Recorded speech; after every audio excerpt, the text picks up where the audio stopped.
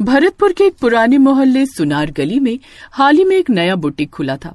नाम था लहंगा लगन। नाम जितना साधारण, अंदर का माहौल उतना ही भव्य।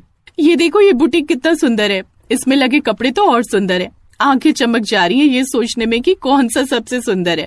इतने सुंदर लहंगे तो पूरे भरतपुर में नहीं है, लेकिन इस दुकान की मालकिन कौन है और वो ये सब लहंगे बनाती कैसे है जिस पर से आंख ही नहीं हट पाती है। नूरी बेगम नाम है उसका। अच्छा, कहीं बाहर से ही आती होगी ना, क्योंकि यहाँ तो कभी देखा नहीं है। वो तो अब वो ही जाने। इस बुटीक की मालकिन थी एक अजीब सी महिला, नूरी बेगम।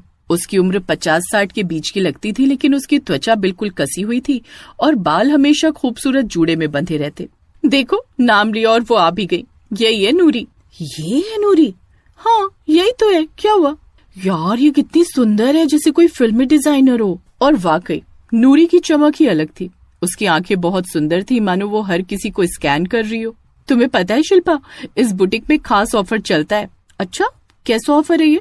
क्या हमारे काम का भी है कुछ? हमारे काम का तो है, सुनोगी तो दंग रह जाओगी। ऐसा भी क्या है ऑफर में? पहला लहंगा फ्री। अगर आप उसे पहनकर बुटीक में ही तस्वीर खिंचवाएं तो पहला लहंगा मुफ्त और अगले पर 50% ऑफ रहता है। बहुत अच्छी दुकान है यार। फिर तो ये लहंगा पहनने को भी मिलेगा और साथ ही साथ फोटो भी खिंच जाएगी। ये तो बहुत अच्छा ऑफर है। तुमने मुझे पहले क्यों नहीं बताया? हाँ, लेकिन हम यहाँ कल आएंगे। आज वैसे भी बहुत देर हो चुकी है, मम्मी डांटेगी। रूपा और शिल्पा इस बात से अनजान वहाँ से निकल जाती हैं कि अक्सर जो लड़कियाँ दौड़ी चली आती वो अगले कुछ दिनों में अचानक गायब हो जाती। पुलिस को बुलाते तो पुलिस को भी कभी कोई सबूत नहीं मिलते और केस धीरे धीरे ठंडे बस्ते में चले जाते। आज तो 2 लड़कियां आते आते रह गईं। नुकसान हो गया। कितना मजा आता अगर वो दोनों आज ही मेरी दुकान में आ जाती। अफसोस, ये दुकान उनको यहाँ तक नहीं ला पाई। नूरी गुस्से से लाल हो जाती है, लेकिन करती भी क्या। उसको चुपचाप अपनी दुकान चलानी पड़ती है। वो अपनी दुकान में अब और सुंदर लहंगे का प्रदर्शन करती। क्लास प्रोजेक्ट के लिए टीचर सबको काम दे रहे थे।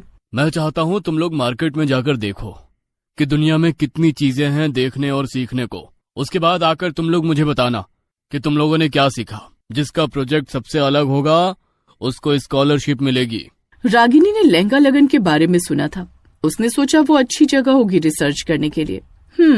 तो ये है वो लहंगे की दुकान। यहाँ तो बहुत कुछ सीखने को मिल सकता है, बस यहाँ की मालकिन मुझे सिखाने को तैयार हो जाए।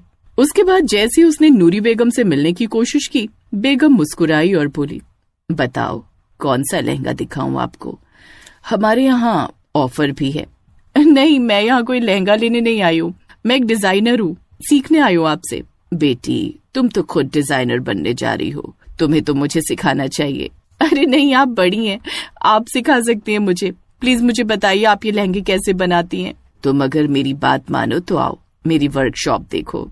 रागिनी ने नूरी की बात मानी और वो वहाँ चली गई। रागिनी को वर्कशॉप के पीछे एक पुराना तहखाना दिखाया गया। रागिनी ने डरते हुए पूछा, मैम, ये किस तरह का कपड़ा है? नूरी की आंखों में चमक उभरी। ये इंसानी खाल है बेटी। ये लहंगे अनमोल हैं क्योंकि ये प्यार से, खून से और आत्मा से बने हैं। नूरी असल में एक चुड़ैल थी। वो कभी मुगल काल की राज दरबारी डिजाइनर थी जिसे एक रानी ने नीचा दिखा दिया था। अपमानित होकर उसने तांत्रिक साधना की और खुद को अमर कर लिया। तब से मैं लड़कियों की सुंदरता, आत्मा और खाल से खास लहंगे बनाती हूँ। ऐसे लहंगे जो पहनने वाली की आत्मा को हमेशा के लिए उसमें कैद कर दे। हर लहंगे के साथ एक आत्मा बंधी होती है। जब कोई नया ग्राहक वो लहंगा पहनता तो वो आत्मा धीरे धीरे उसके शरीर पर कब्जा कर लेती। कितना अच्छा है ना ये सब। नूरी जोर से हंसते हुए ये सब बता रही थी। उतना ही रागिनी को डर लग रहा था। अब मैं चलती हूँ, मुझे जाना है। मेरे बारे में इतना किसी को नहीं पता है, तू नहीं जा सकती है। नूरी अपने असली रूप में आ जाती है और रागिनी को पकड़ने की कोशिश करती है, लेकिन रागिनी जैसे तैसे वहाँ से निकल जाती है। रागिनी ने समझ लिया कि नूरी एक भयानक आत्मा है। मुझे वहाँ जाना होगा, ये पता करने की इसको कैसे खत्म किया। वो एक बार फिर चुपचाप उस तहखाने में जाती है जब नूरी वहाँ नहीं होती, और वहाँ की तस्वीरें लेकर उसने अपने कॉलेज के प्रोफेसर को भेज दी। प्रोफेसर ने समझाया कि अगर लहंगों में कैद आत्माओं को मुक्त करना है तो उन्हें आग में जलाना पड़ेगा, लेकिन बस लाल चंद्रग्रहण के दिन ही। ऐसा चंद्रग्रहण 3 दिन बाद पड़ने वाला है, तभी अब कुछ हो सकता है। लेकिन बहुत सावधान रहना, अगर तुमने कुछ भी मजाक में लिया तो अपनी जान से हाथ धो बैठोगी। 3 दिन बाद जब लाल चंद्र ग्रहण की रात आती है, रागिनी ने तहखाने में घुसकर देखना शुरू किया। रागिनी ने जल्दी जल्दी सबकी फोटो ली और फिर अपना काम शुरू किया। उसने एक एक करके लहंगे जलाने शुरू किए। जैसे जैसे लहंगे जलते एक एक आत्मा भयानक चीखों के साथ मुक्त होती गई। लेकिन तभी वहां नूरी बेगम प्रकट हो गई। उसका चेहरा अब मानव नहीं, एक सड़ी हुई चुड़ैल का रूप ले चुका था। लहंगे जलते देख वो पागल हो गई। उसने रागिनी को उठाकर पटक दिया और गुस्से में बोली, तू मेरी कला को जला रही है। तू नहीं जानती मैं इन आत्माओं से जीती हूँ और तू इन्हें आजाद कर रही है। मैं तुझे जिंदा नहीं छोड़ूंगी। रागिनी को अब समझ नहीं आता अब वो क्या करे, लेकिन उसके हाथ में माचिस थी और बस एक ही लहंगा अब बचा हुआ था। खिंचती हुई रागिनी ने आखिरी लहंगे में आग लगाई, जिसमें सबसे ताकतवर आत्मा बंधी थी।